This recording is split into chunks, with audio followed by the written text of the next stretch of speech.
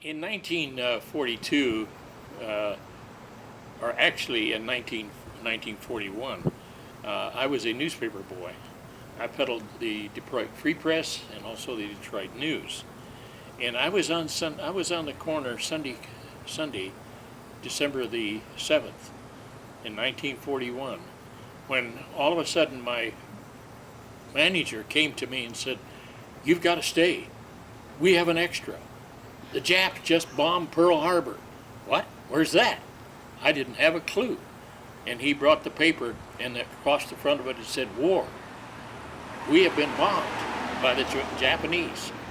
And so that started my work in newspaper business and peddling it, and got me interested because I was selling newspapers as a kid, and I was probably, well, that's 41, and that I was born in 29, so you can do the math.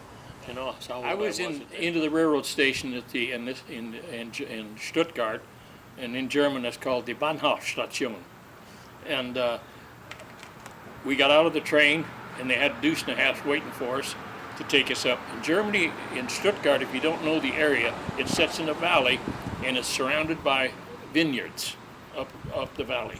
And I was in the deuce and a half looking out, and all I could see from the Bahnhofstation on the right and left of it, 1 mile wide each way, it was nothing but flat. It had been totally bombed out because the area was a rail center for the southwest of Germany. That's why it was very important to us to bomb it. And it was really devastated. Then we went up the hill, and as we went up the hill, I looked out the back end of the deuce and a half, and I could see the whole valley area. And it's a beautiful valley, but a lot of devastation, a lot of rubble here and there around it.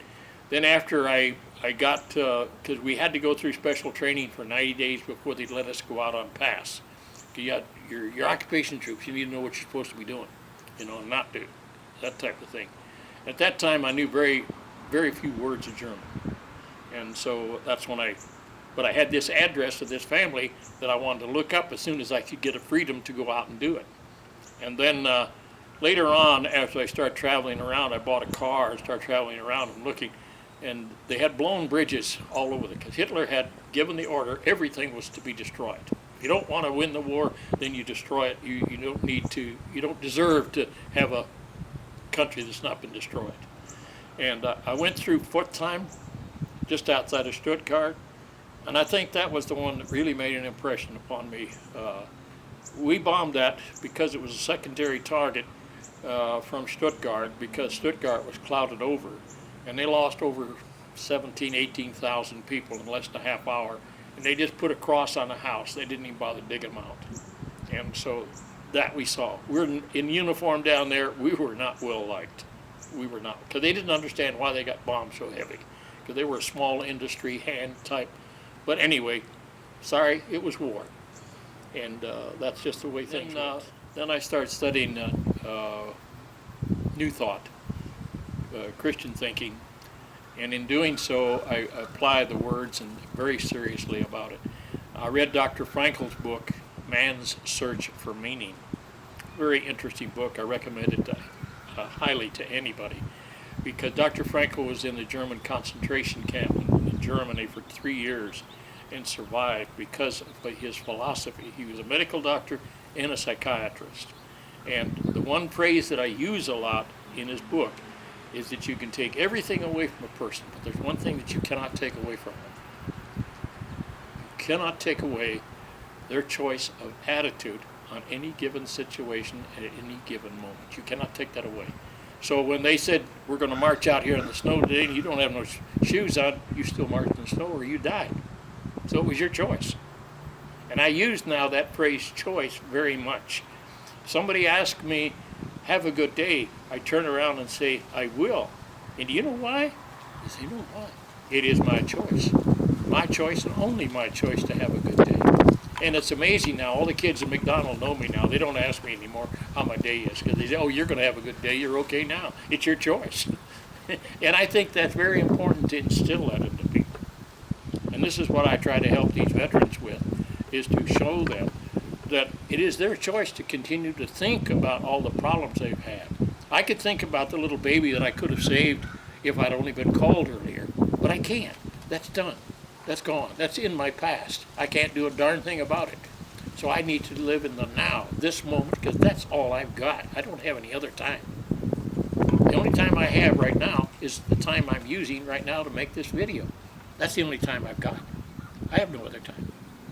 And when we realize that, then we start thinking of the positive, what's now can I do to correct the situation, what I'm in?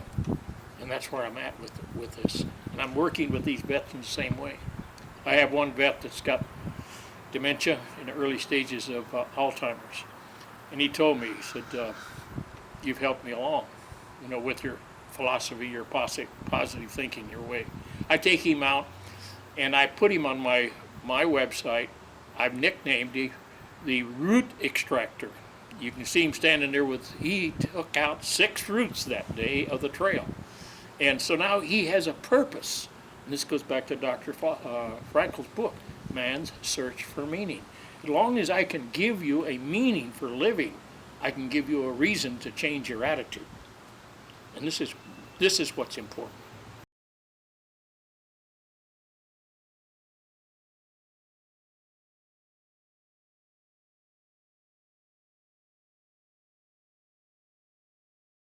Where You'd Send a Friend is more than just a slogan. It's something we take very seriously here at Dennis Hanks Chevrolet. We have many families with 3 generations doing business with Dennis Hanks. Shopping for a new car or truck should be fun. No hassles, no pressure, no games. Some people are surprised about how easy we make it. Definitely would recommend people coming. Matter of fact, refer to family member this weekend. All dealerships have basically the same deals. Go where you're treated the way you want to be treated. Visit Dennis Hanks Chevrolet in Ozark, where you'd send a friend.